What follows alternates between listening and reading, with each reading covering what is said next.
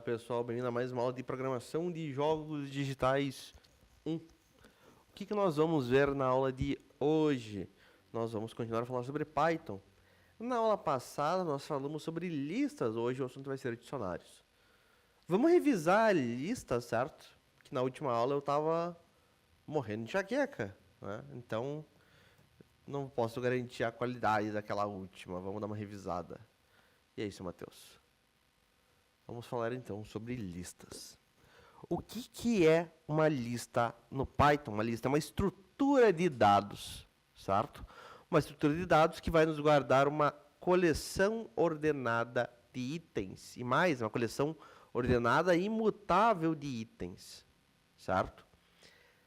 Dentro de uma lista, pessoal, eu posso guardar o que eu quiser. Como é que a gente cria, para começar a conversa, uma lista?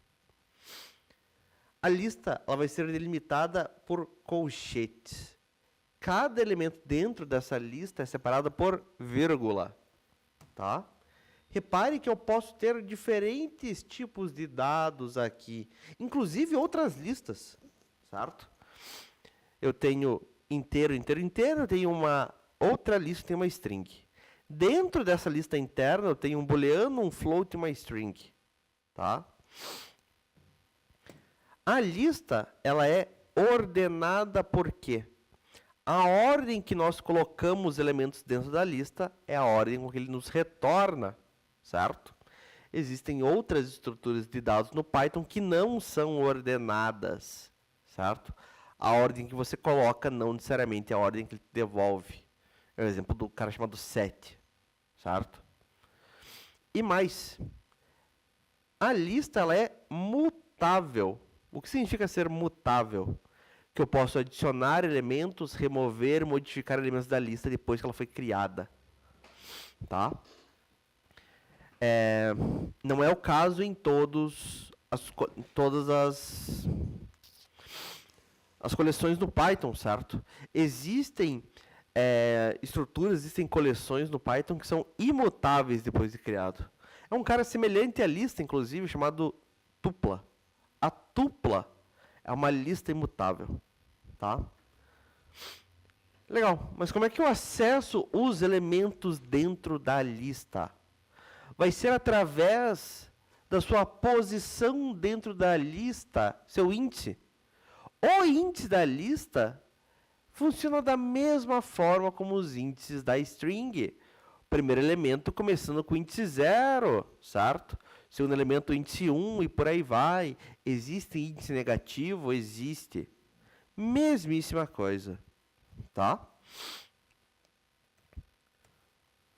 Por exemplo, se eu quiser alterar um elemento na lista, eu posso fazer através do seu índice e eu vou atribuir um novo valor. Eu tenho aqui essa belíssima minha lista.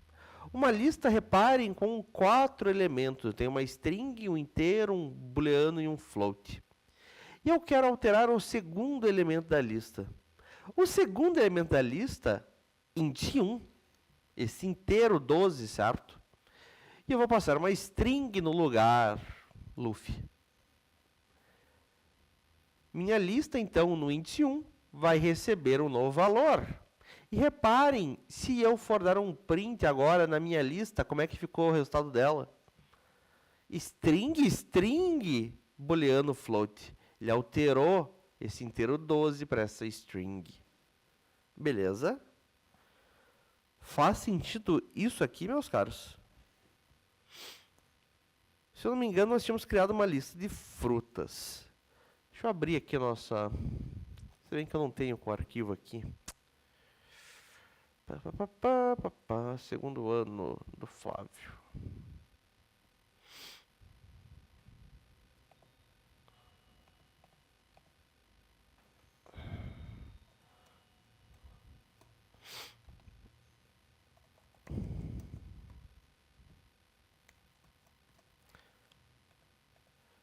Me citem frutas, por favor.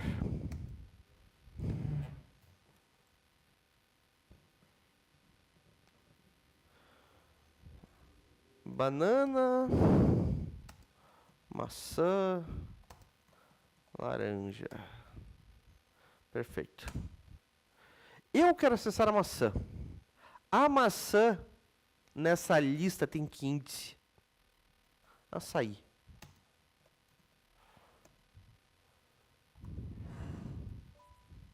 Maçã na lista tem qual índice, pessoal? Alguém se arrisca a me dizer?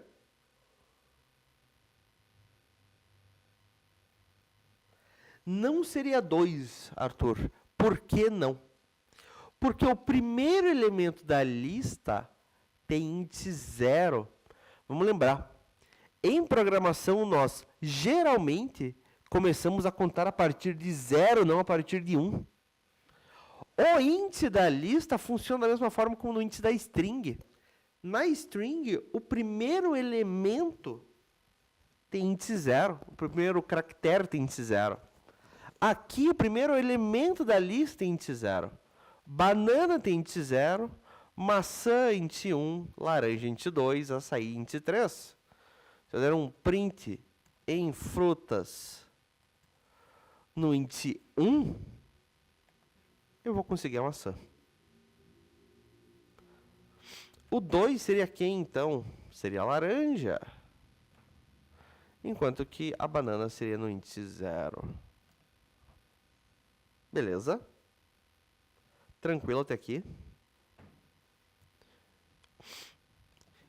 E, da mesma forma com que eu tinha na string, eu também tenho, fatiamento de lista, certo? Enquanto que na string, o fatiamento de uma string retornava para mim uma nova string, na lista, o fatiamento de lista vai retornar uma nova lista. A sintaxe é a mesmíssima, certo? Índice do início, 2 pontos, índice do fim. O índice do fim, lembrando, não é incluso. Ele vai incluir até um elemento antes. Por exemplo, nessa belíssima lista, eu quero incluir maçã e laranja apenas. Quero fatiar e pegar apenas maçã e laranja. Como é que seria? Frutas, abre colchetes. Quero incluir maçã. Maçã, começar por maçã, índice 1. 2 pontos. E eu quero que inclua a laranja. Laranja, índice 2. Eu vou passar que índice, então? 3. 3, que é o açaí, não vai ser incluso. Ele vai incluir até um antes, que é a laranja. Perdão, laranja. E está aqui, né? Retornou para mim uma nova lista contendo apenas maçã e laranja. Fatiamento, pessoal, indexação, tranquilo. Vocês lembram aqui na lista, vocês lembram lá na string? O que vocês me dizem?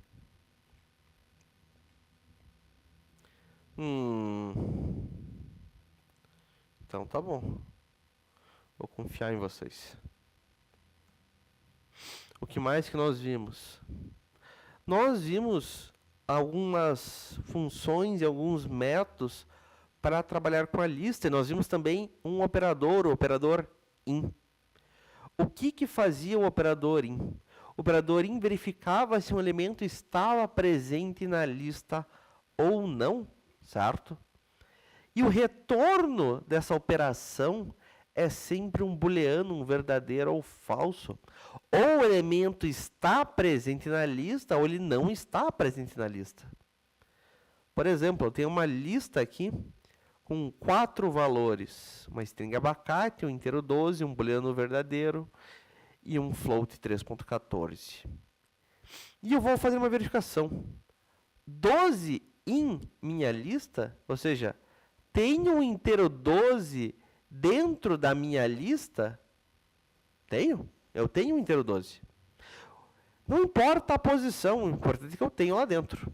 O retorno disso vai ser o quê, então? Vai ser um verdadeiro.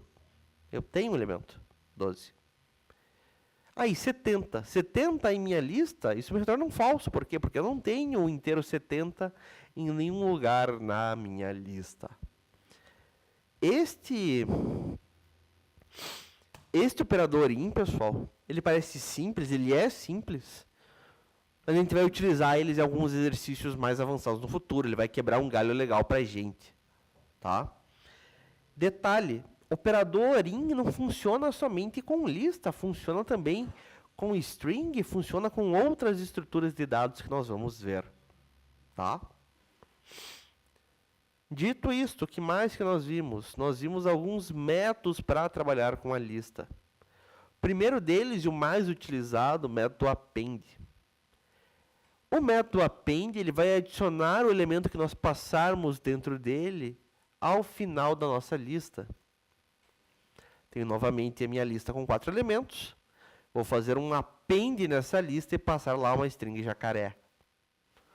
Se eu for ver a minha lista agora, está lá o jacaré como último elemento da lista. Posso fazer isso? Posso. Beleza? Vimos ainda uma segunda forma de inserirmos um elemento dentro da lista. Um segundo método, que é o método insert. O método insert, ele vai inserir o elemento em uma posição específica. Append sempre no final, o insert em uma posição específica. A posição você vai passar como? Ora, é através do índice. Insert, abre parênteses, o índice que você quer colocar o elemento, vírgula, o elemento que você quer colocar. Repare, eu inseri morango no índice 1. Quem que estava no índice 1? Banana. Ele não vai substituir banana por morango.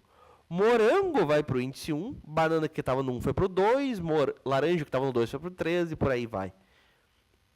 Ele fura fila, basicamente. No final ficou como? Maçã, morango agora, banana e laranja. Tá? Tranquilo aqui, né? Append e insert. De boas, né, pessoal? O problema é lembrar disso, o problema é na hora de praticar, né? Muito bem. Vamos em frente. A gente vai fazer mais exercícios, pessoal, em alguns assuntos futuros, tá? Não se preocupem. Para eu remover um elemento da lista, eu tenho também duas formas. A primeira delas, método remove. No método remove, eu vou passar o valor que eu quero remover. Ele vai remover para mim quem? A primeira ocorrência desse elemento, certo? Eu tenho aqui uma lista de frutas com maçã, laranja, banana e laranja novamente, 2 laranjas. E eu dou um frutas.remove em laranja. Ele vai remover quem? A primeira laranja da lista, a primeira que ele encontrou. Ficou como no final? Maçã, banana e laranja. A laranja do índice 1 caiu, foi embora. Tá? E existe uma segunda forma de remover, que é através do método pop. O método pop é extremamente interessante, certo? Por padrão, se você não passar nada para o pop, ele vai remover quem? O último elemento da lista. Repare, mesmo que eu não passe nada, como ele é um método, eu sou obrigado a abrir e fechar parênteses ainda assim. Tá? Se eu passar para o pop um índice, ele vai remover o elemento daquele índice. Pop não recebe valor, pessoal. Né? Ah, eu quero remover banana. Não, não vou passar banana. Eu vou passar o índice de banana. Pop só recebe índices. Tá? E mais, além de remover, o pop nos retorna o que ele removeu. E este retorno eu posso guardar ele, por exemplo, uma variável. Frutas.pop, e eu estou guardando este retorno que foi removido em uma variável. Sou obrigado a fazer isso? Não, não sou. Tanto que não fiz na linha 5. Tá? Guardei o que foi removido em último elemento. Se eu for ver o último elemento, está de fato aqui o que ele removeu, que era a uva, certo? Uva não existe mais na lista, mas existe como uma string aqui nessa variável. Beleza? Listas, pessoal. Alguma dúvida? Operador in, método da lista, indexação, fatiamento, forma como nós criamos, alteramos elementos. Tudo certo? Perguntem, agora é a hora.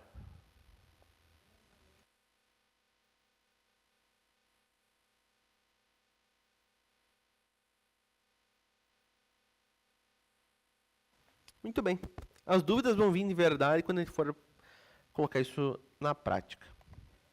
Beleza, essa foi a nossa revisão, então, de lista. A gente já tinha visto isso antes. Vamos para o nosso próximo assunto, que é a ideia de dicionários. Certo? Antes de tudo, como é que funciona um dicionário dicionário da língua portuguesa, por exemplo? Como é que você utiliza um dicionário? Se bem que eu duvido que vocês já tenham pegado num dicionário, certo? Hoje é tudo celular. Alguém aqui consegue me explicar como é que funciona um dicionário físico, um dicionário da língua portuguesa, por exemplo?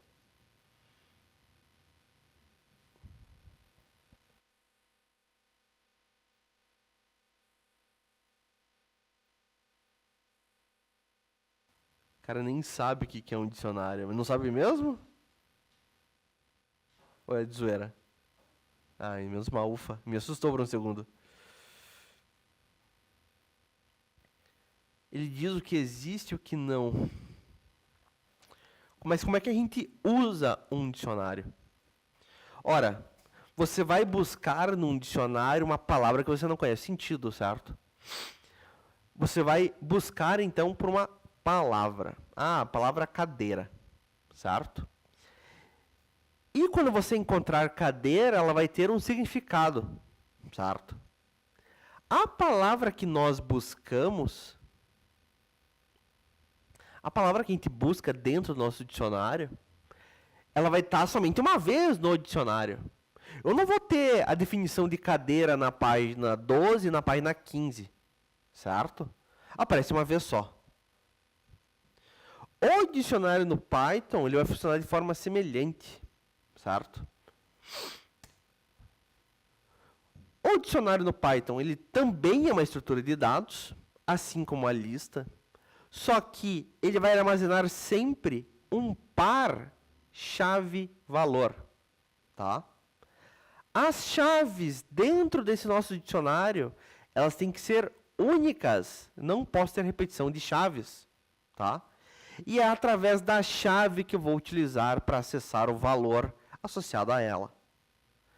Os valores, eles podem ser de qualquer tipo, podem ser números, podem ser strings, podem ser booleanos, podem ser listas, podem ser inclusive outros dicionários. O dicionário, assim como a lista, ele é mutável e ordenado. Ele passou a ser ordenado, acho que a partir da versão 3.4, até então ele não era ordenado. Como é que a gente cria um dicionário? Como é que a gente declara um dicionário? Utilizando das chaves, certo? Os elementos separados, os pares, os elementos separados por vírgula. Dentro de um par, certo? Eu vou colocar a chave, 2 pontos, o valor associado a esta chave. Vamos ver os exemplos.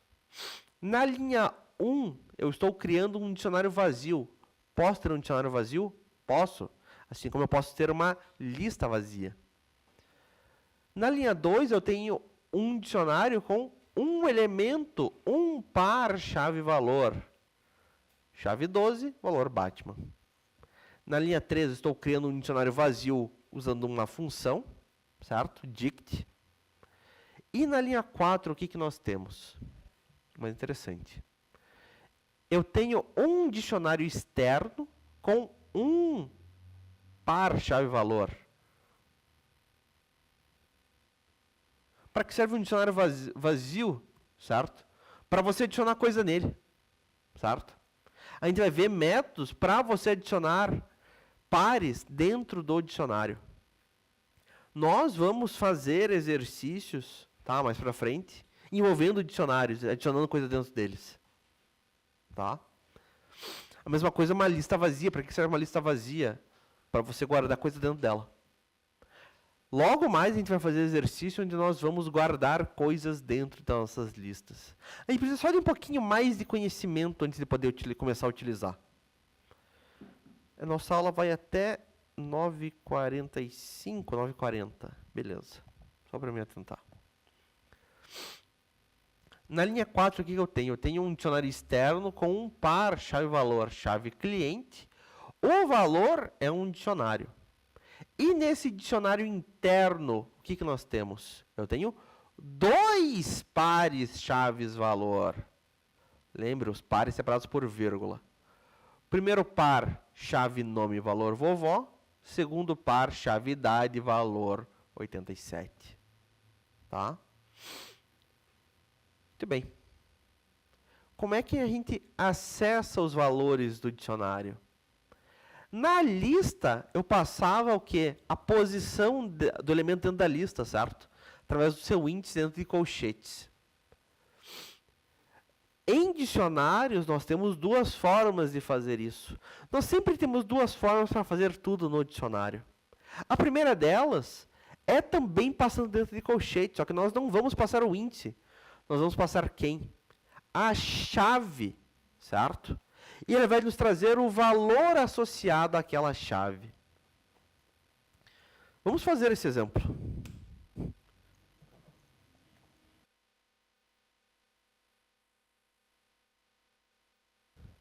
Eu tenho aqui um dicionário pessoa. O que é um dicionário, então, chaves. O que nós temos? Eu tenho uma chave nome, cujo valor é o João. Eu tenho uma chave idade, cujo valor é 25.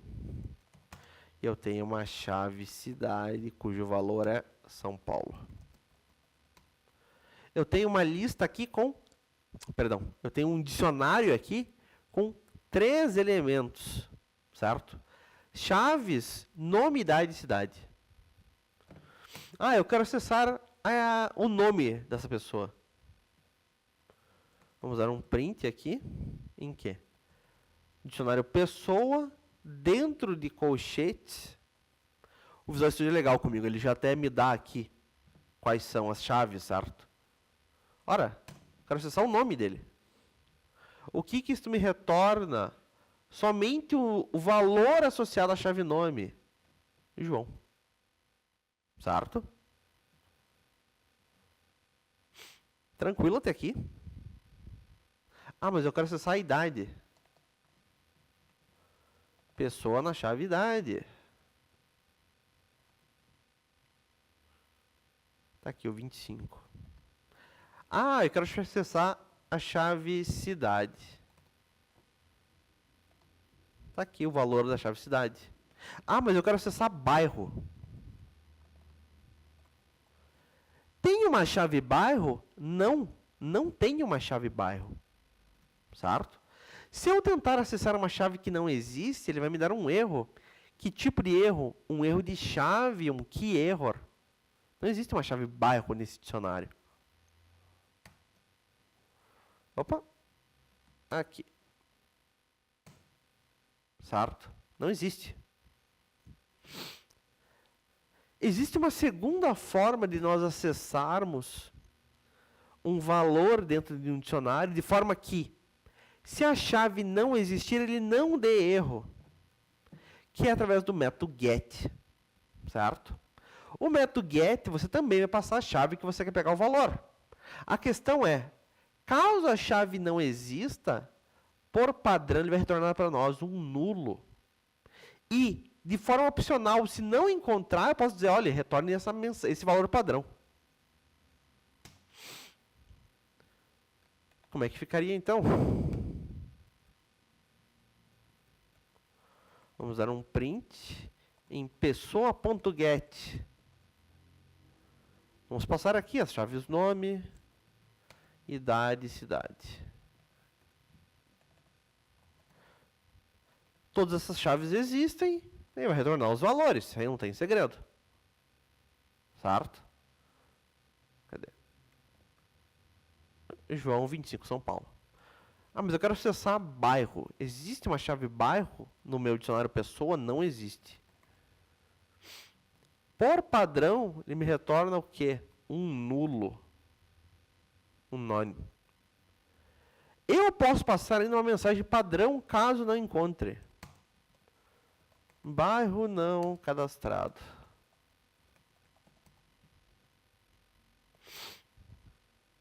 Encontrou bairro? Não, não encontrou. Retornou esse valor padrão para mim. Bairro não cadastrado. Eu posso fazer a mesma coisa, se caso não encontre, para as outras chaves, certo? Se não chama cidade, então mostra a mensagem cidade não cadastrada.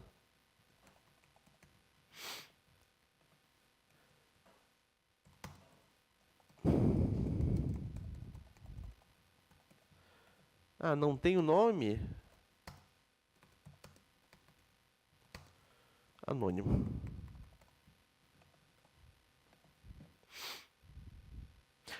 Ah, professor, por que ele não utilizou aqui o anônimo, idade não cadastrada, mas usou o bairro? Ora, porque meu dicionário tem um nome, tem uma idade, tem uma cidade. O que ele não tem é bairro, certo? E daí ele utilizou esse valor padrão, certo? Como ele não encontrou. Tranquilo? Dicionários até aqui, pessoal? Faz sentido para vocês? O que vocês me dizem? Dicionário é legal. A gente vai fazer exercício mais pra frente, onde nós vamos criar um dicionário de dicionários, por exemplo. Tá? A gente vai começar com um dicionário vazio e nós vamos adicionar dicionários dentro daquele dicionário. Vai ser interessante. Muito bem. Essas aqui são as duas formas, então, de nós acessarmos valores dentro de um dicionário. Se eu quiser adicionar valores ou atualizar valores, existem também duas formas. Eu posso utilizar, primeiramente, a notação do colchetes, certo? Como é que fica?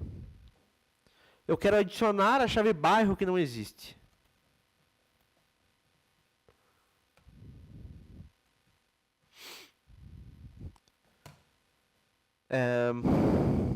Pessoa abre colchetes. Eu vou adicionar bairro. Bairro vai receber aqui, ele mora na Moca. Moca é com C só, pelo amor de Deus. Agora eu fiquei curioso. Mooca, né? São dois Os, tá certo.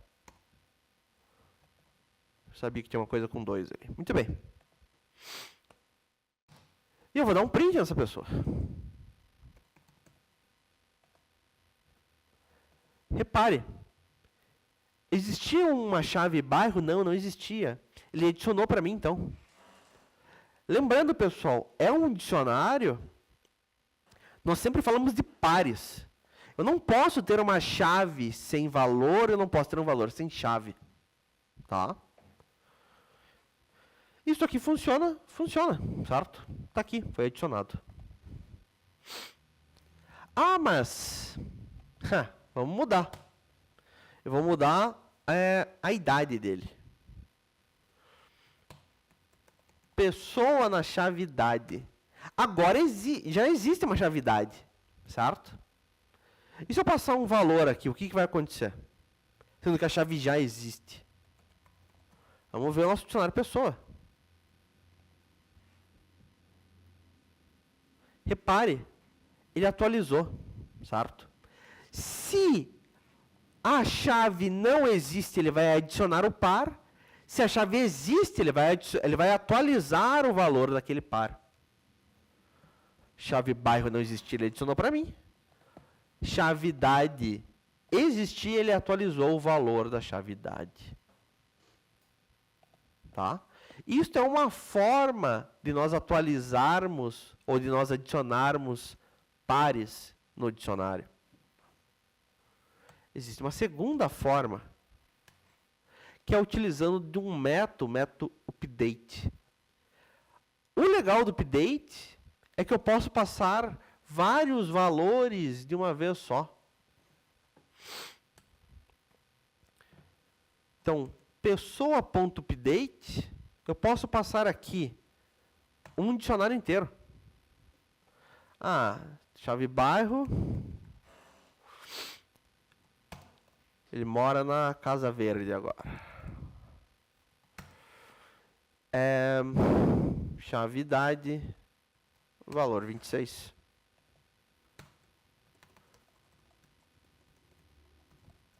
Print no dicionário pessoa. Repare. Chave barra não existe, chavidade existe.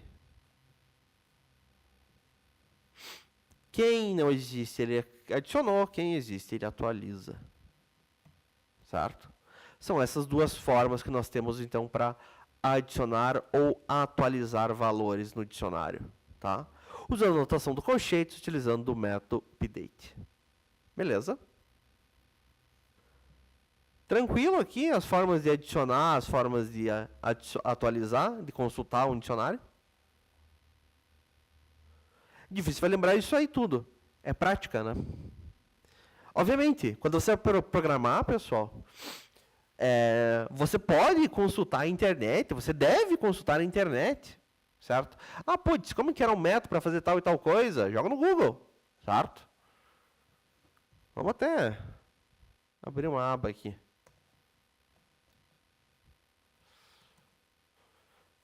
Python, dicionário, adicionar chave. Como adicionar novas chaves, é um dicionário no Python. Ó, ele mostra aqui, ó, dicionário, passando dentro de colchetes uma chave e um valor. Opa, legal, é uma forma. Por que na hora de printar sai um monte de aspas? Já vamos dar uma olhada. Aqui ele mostra essa forma e ele mostra o método update para adicionar várias chaves ao mesmo tempo. Legal. Ótimo. Por que quando dá print mostra um monte de aspas? Ora, porque a nossa chave é aspas. Porque o nosso valor é aspas. O terminal ele usa de aspas simples em vez de aspas duplas. Por um padrão dele, certo? Creio que para ocupar menos espaço. Não tem outra explicação diferente, tá? O nome é uma string, João é uma string, idade é uma string, 26 é um inteiro, fica sem aspas, e o resto é tudo string. Tá? Por isso. Muito bem, esses foram os métodos, então, para atualizar e para adicionar. Temos ainda duas formas diferentes de removermos um par chave-valor do nosso dicionário. O primeiro... Opa, esse aqui é para alterar, a gente já viu. A primeira forma de remover é utilizando uma palavra-chave del, certo? A palavra-chave del, nós temos que ter cuidado com ela. A gente já vai ver o porquê. Muito bem, vamos lá. Eu quero dar um del no meu dicionário pessoa na chave idade. Eu vou dar um print em idade. Em idade nada, em pessoa.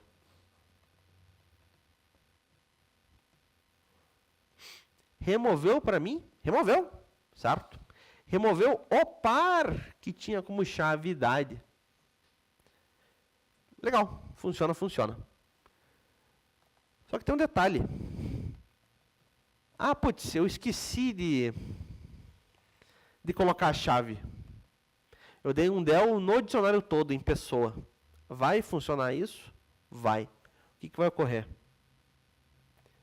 Todo o meu dicionário foi embora. Certo? Ele vai dizer, opa, você não tem pessoa. A pessoa não existe mais. A palavra-chave del no Python, pessoal, ela remove tudo. O que você passar para ela, ela remove. Ah, mas eu passei uma variável, ela remove. Ah, eu passei um objeto, eu passei uma classe, uma função, ela remove. Tá? Temos que ter cuidado com ela. Ah, mas eu quero remover não todo o dicionário. Isso foi um acidente, eu queria remover a chave endereço. Pessoa tem uma chave endereço? Não, não tem. O que vai ocorrer? Um erro de chave também. Não existe uma chave endereço em pessoa para ser removida. Tá? Existe outra forma de remover? Existe. Que é com o método pop. Ah, professor, tipo o método pop da lista? Parecido, certo? O pop na lista, eu podia fazer um pop vazio. Aqui eu não posso. Aqui eu tenho que passar uma chave, certo? O pop na lista, você podia passar um int. Aqui não, aqui você tem que passar uma chave, não um int. Certo? O interessante do pop é que ele também retorna para nós. E de forma opcional, caso ele não encontre a chave, em vez de dar um erro, eu posso dizer, olha, retorne para mim então esse valor padrão.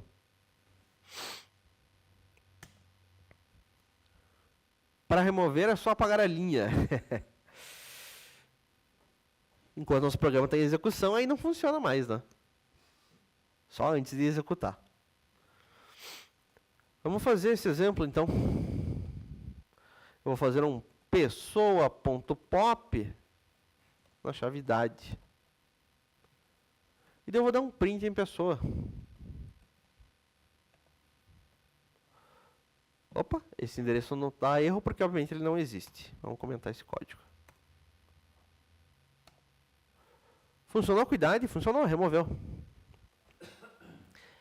O pop, ele ainda retorna o que ele remove. Nesse caso eu não guardei, mas se eu quisesse eu podia guardar o que foi removido. Uma variável, por exemplo, idade. E eu posso utilizar essa idade como eu uso qualquer variável. Vamos dar um print nessa idade. E está aqui, certo? Removeu o par que tem como chave idade e está aí guardado numa variável o valor da chave idade. Repara que ele guarda somente o valor, né? Não guarda o par, não guarda a chave. Está aqui, 25. Simples assim, simples assim. Ah, mas eu não quero remover, eu não quero dar pop em idade. Eu quero dar pop em endereço. Existe uma chave endereço? Não, não existe. Quando eu mando rodar, por padrão ele me dá um erro. Também um erro de chave. Mas de forma opcional, eu posso passar um valor padrão aqui, caso ele não encontre a chave. Ah, não encontrou? Retorne para quem chamou, então. Endereço não cadastrado.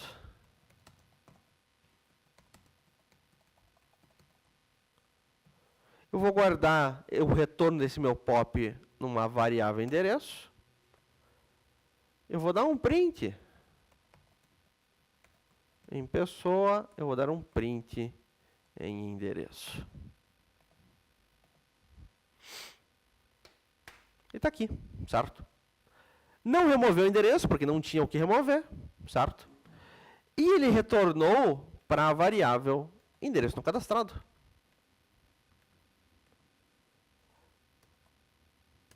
E essa, pessoal, é a forma como nós trabalhamos com um dicionário. Alguma dúvida aqui, na forma como a gente trabalha? Eu vou ver se a gente tem algum exercício interessante para a gente trabalhar com dicionários. O problema é que geralmente falta conhecimento para a gente ainda, tá? Para a gente poder fazer um exercício legal de dicionário. Deixa eu ver se tem alguma coisa. Cadê minha pasta? Exercícios.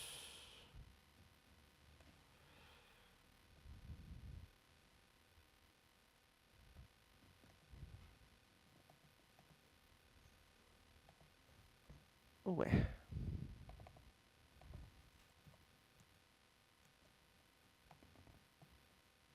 Agora sim.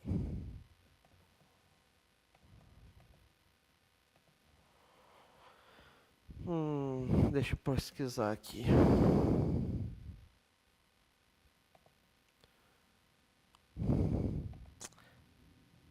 Esses exercícios são muito simples, tá? Não é interessante a gente fazer esses caras. O 35 é bom. O 35 ele é complexo. O 35 eu vou fazer ele com vocês. O que diz o exercício 35? Deixa eu até passar o enunciado para vocês. E deixa eu passar o link do live share que eu esqueci.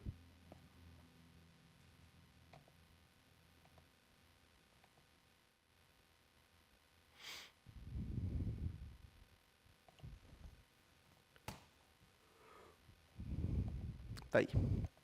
O que diz o exercício 35? Adição de média das notas a dicionário. Faça um programa que inicie com um dicionário representando um estudante, contendo o nome Lucas, notas, uma lista de notas, certo? 85, 90, 78, 92, 88 e idade 20. O programa deve calcular a média das notas e adicionar essa média ao dicionário com a chave média e após isso exibir o dicionário atualizado. Muito bem.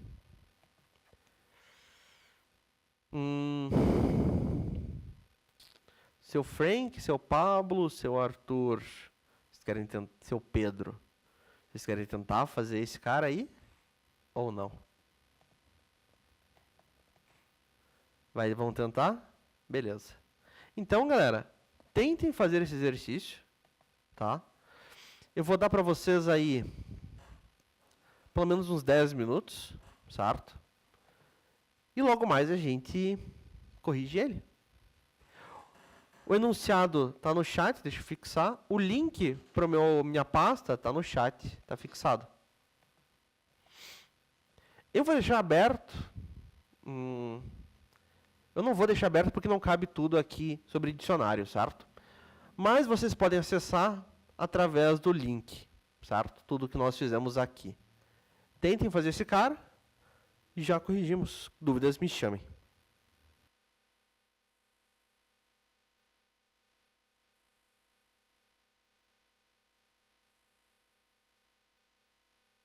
Compartilha tua tela aí, Pablo.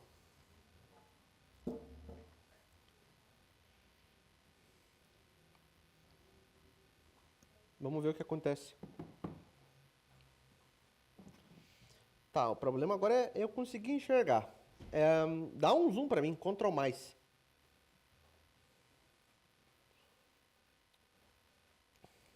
Mais uma vez, pelo menos, que a cegueira aqui é grande.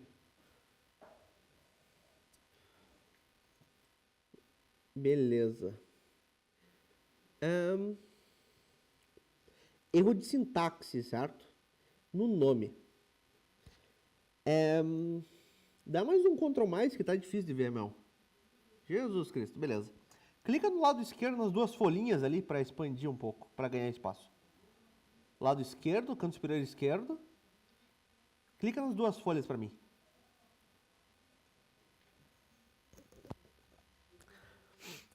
Canto superior esquerdo, Pablo. As duas folhinhas ali, o explorador. Aí, beleza.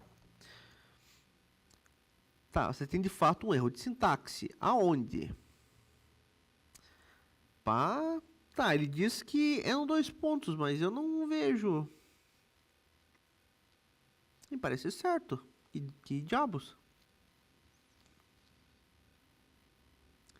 Tudo colchetes. Copia esse código e manda pra mim. Quero ver se eu consigo enxergar onde que tá o erro aqui no meu.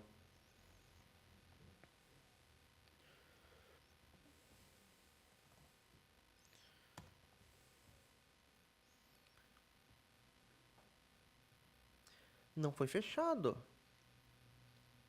Ah, é claro, Pablo. Agora eu bati o olho e eu vi.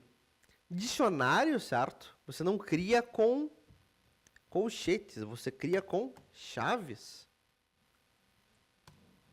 Dentro do nosso dicionário nós temos a lista. A lista, sim, é com colchetes.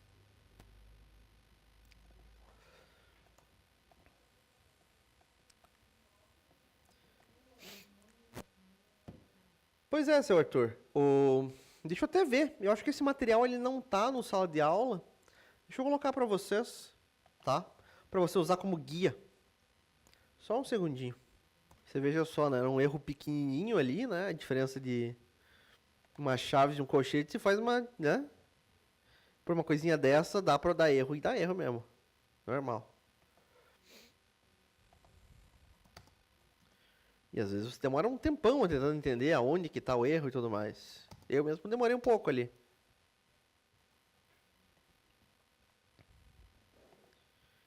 mas sinceramente já gastei horas e horas e horas por causa de uma vírgula, por causa de um ponto e vírgula, de uma aspas, uma coisa ridícula dessas.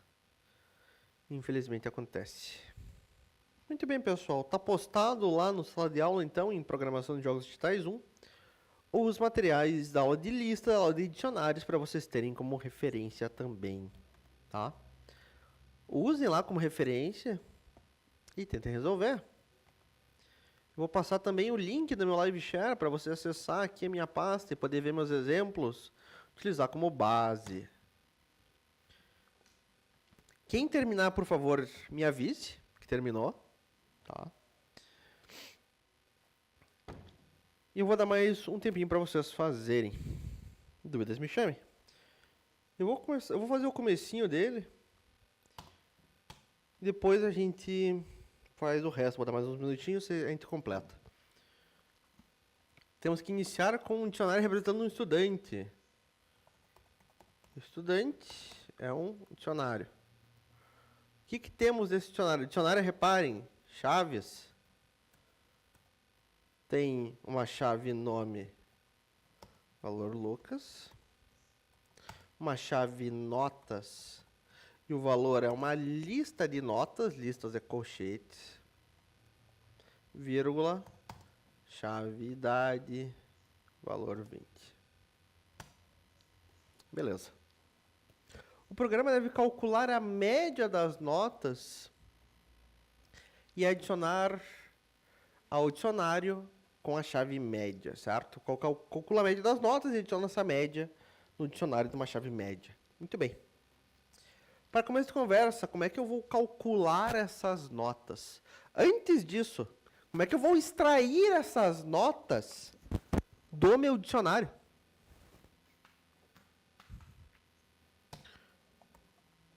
Ora, eu vou acessar meu dicionário estudante. Na chave notas, certo? Isso, me extrai as notas. Se eu der um print em notas,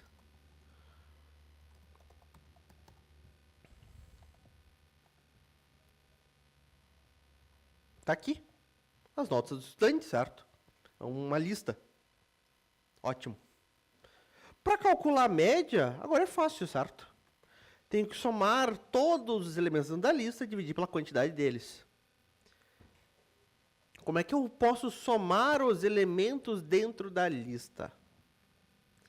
Existe uma função para isso, que eu não mostrei para vocês em sala, certo? Mas que com uma rápida pesquisa no Google você achava. A média é a soma das notas. Soma, em inglês, sum. Existe uma função chamada sum. O que faz a função sum? Ela soma uma coleção de valores numéricos. No caso, ele vai somar para mim todos os valores da minha lista de notas. A média... Então, agora já liberou, Pablo. A média, certo? É a soma dos valores divididos pela quantidade dos valores. Eu consegui fazer a soma e eu vou dividir pela quantidade de valores. Como é que eu vejo a quantidade de notas nesse caso? Ora, é fácil, né? Eu tenho 5 notas. Eu poderia dividir por 5 simplesmente, beleza.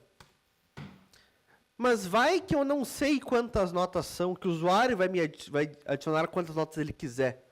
E nós vamos ter exercício assim no futuro. Como é que eu posso consultar a quantidade de notas na lista? Olha, é só ver o comprimento da minha lista de notas. Eu posso usar um método len, eu posso usar a função len para isso, len de length, de comprimento em inglês. Função len nós vimos lá em string, certo? Ele retornava a quantidade de caracteres em uma string. Mas eu avisei lá atrás, olha, função len serve para mais coisas, serve para lista. No caso da lista, vai retornar o quê? A quantidade de elementos, de itens dentro da lista. Fazer um len em notas. Se eu der um print na média, tá aqui. vai dizer que a média é 86,6. Tá certo. Com isso eu consigo calcular a média. Repare, né? Eu não precisava ter criado essa variável notas. Eu podia passar direto aqui. Faço a soma desse cara. Opa. A soma aqui e divido pelo comprimento desse cara. Uma linha só. Eu vou deixar em duas, fica mais organizado para você, certo? Mas não é necessário. Beleza. Nosso programa calculou, então, a média das notas. Com base nesse dicionário. O que nós temos que fazer agora? Adicionar essa média que a gente acabou de calcular ao dicionário em uma chave média. E, por fim, exibir o dicionário atualizado. Tentem fazer o resto agora. Logo a gente corrige.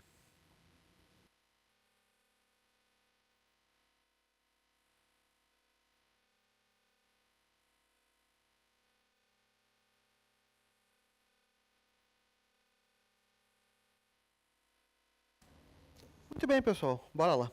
Quem conseguiu terminar, mande aí no chat o que fez, certo? Que eu corrijo, mas deixa eu fazer o meu primeiro.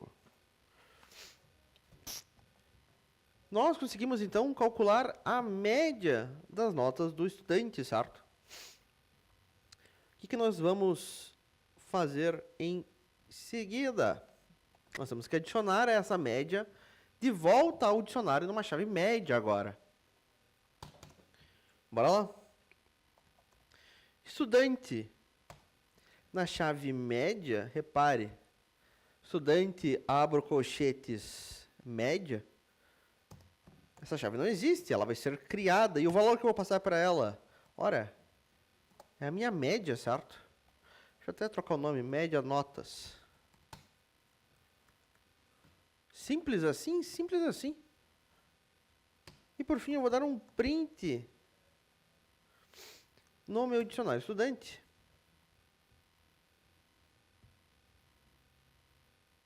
E tá aqui, certo?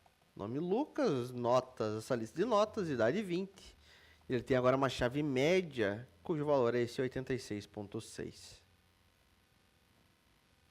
Alguma dúvida nesse exercício, pessoal? O que vocês me dizem? Vou mandar a resposta aqui no chat. Tranquilo? Faz sentido? Não faz? Foi fácil? Foi médio? Foi difícil? Como é que a gente tá?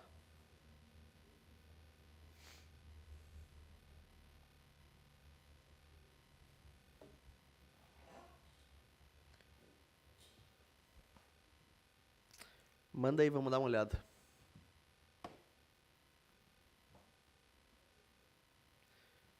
Joga aí, a gente dá uma conferida.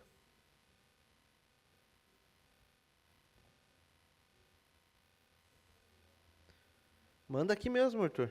Manda no chat mesmo.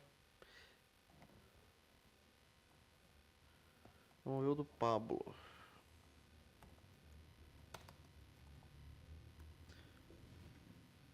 Beleza, nosso dicionário.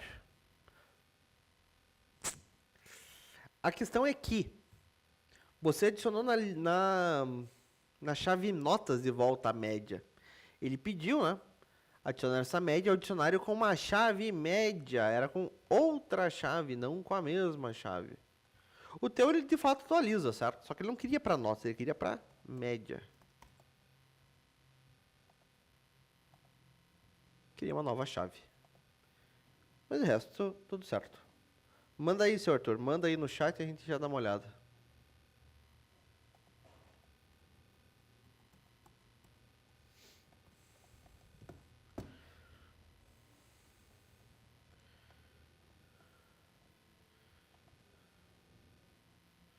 Acontece. Por aí ser preguiçoso. O cara usando o nome A aqui para nome de variável é... Nome, idade e notas, certo? Você está pegando notas, você está calculando e você está adicionando de volta. Ótimo. Funciona, funciona. Esse print aqui você nem precisava dele, né? Era só para teste. Perfeito. Só melhora depois o nome da variável, né? Em vez de A, vamos chamar de estudante.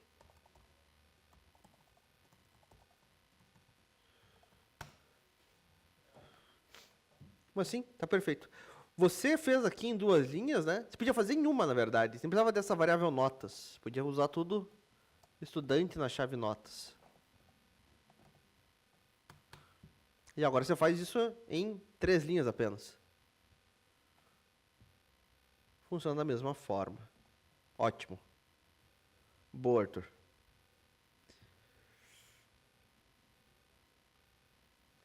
E aliás, cadê? E é esse o cara que estava reclamando que não lembrava de nada. Conseguiu fazer. Boa. Muito bem, pessoal. Se nós não temos dúvidas aqui em dicionário, vamos seguir com o nosso conteúdo. Deixa eu abrir aqui o nosso novo conteúdo. Pá, pá, pá, pá.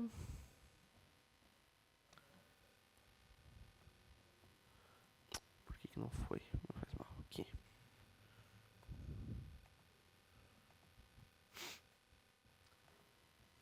Nós vamos começar a falar, pessoal, sobre estruturas de controle de fluxo, certo?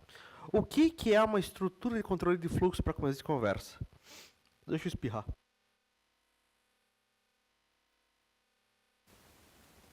Muito bem. Estruturas de controle de fluxo têm relação com a ordenação com que os nossos comandos vão ser executados, certo? Nossas instruções. Nós temos estruturas de 3 tipos, certo? Sequenciais, condicionais e de repetição. Até agora, tudo que nós fizemos era sequencial, certo? Nosso código era executado na ordem que ele foi declarado, na ordem que ele foi escrito, linha a linha. Python vem, executa a linha 1, depois a linha 2, 3, 4 e assim por diante. Ele nunca pula linhas, ele nunca volta a linhas, nada disso. Certo? Isso é essa estrutura mais simples que tem. Nós vamos começar a trabalhar agora com as estruturas condicionais, onde o nosso código, com base em uma condição, vai executar uma instrução ou não, vai executar uma linha de código ou não, certo? Ele vai tomar uma decisão, tá? Para isso, nós temos uma palavra-chave if, certo? If, em inglês, se. Se o quê? Se uma determinada condição for verdadeira, ele vai executar o bloco de código do if. Por outro lado, se a condição for falsa, não vai executar o bloco de código do if. E reparem, certo? O nosso if ele vai sempre avaliar uma condição e o retorno desta condição é sempre um booleano, é sempre um verdadeiro ou falso, certo? Ah, tal número é maior que x? Ou ele é ou ele não é, certo? Simples assim, simples assim, tá? Vamos ver o exemplo. O que nós temos? Eu tenho uma variável a valendo 10. Em seguida, eu faço uma verificação. If a maior que 5, 2 pontos. Se, certo? Lembrando a tradução de if, se o valor da variável a for maior do que 5, o que vai ocorrer?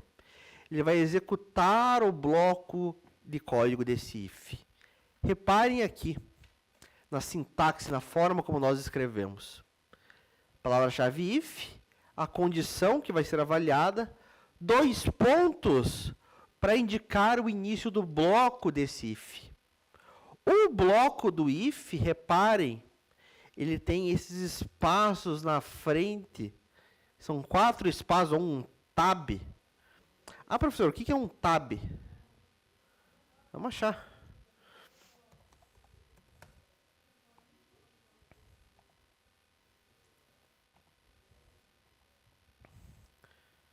no nosso teclado, a tecla Tab fica aqui à esquerda da tecla Q. Essa tecla que tem as duas setinhas aqui, uma para cada lado. Isto é um tab, um tabular.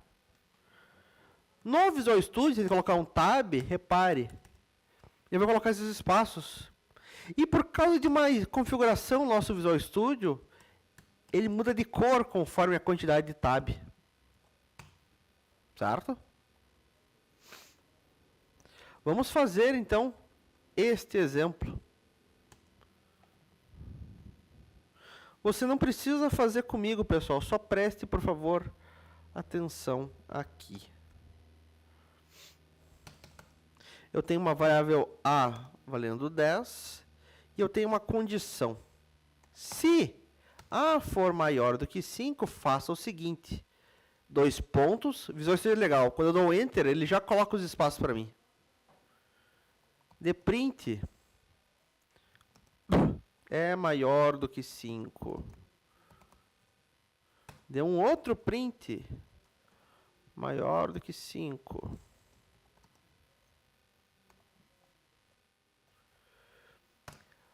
Sempre que ele tiver essa indentação de forma constante, ele faz parte do bloco do if. A partir do momento que ele não faz mais, não tem mais o espaço na frente, não tem mais esse tab, ele não faz mais parte do bloco do if. Ele é um outro bloco de código. Vamos colocar aqui um fim do programa, só para a gente ver alguma coisa. Eu vou rodar aqui esse código de forma passo a passo. Você não precisa fazer comigo, só preste atenção. O que o Python faz? Ele vem, cria a minha variável A valendo 10. E ele tem uma verificação. Se o valor da variável A for maior do que 10, maior do que 5, perdão. A variável A é maior do que 5? Sim, ela vale 10. 10 é maior do que 5. Esta condição ela é então verdadeira. Sendo verdadeira, ele vai para dentro do bloco do if. E vai dar o print. É maior do que 5. E vai dar o print novamente. Maior do que 5. Terminou o bloco do if. Ele sai da nossa estrutura de decisão, nossa estrutura condicional, certo? E vai para o print. Fim do programa.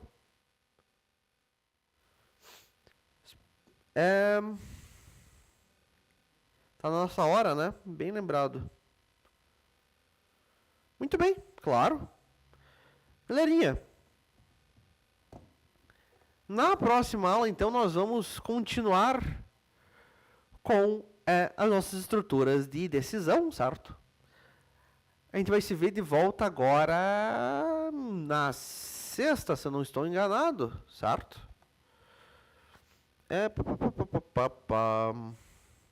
Quinta e sexta, a gente se vê amanhã, então. Então, falou, pessoal. Até amanhã.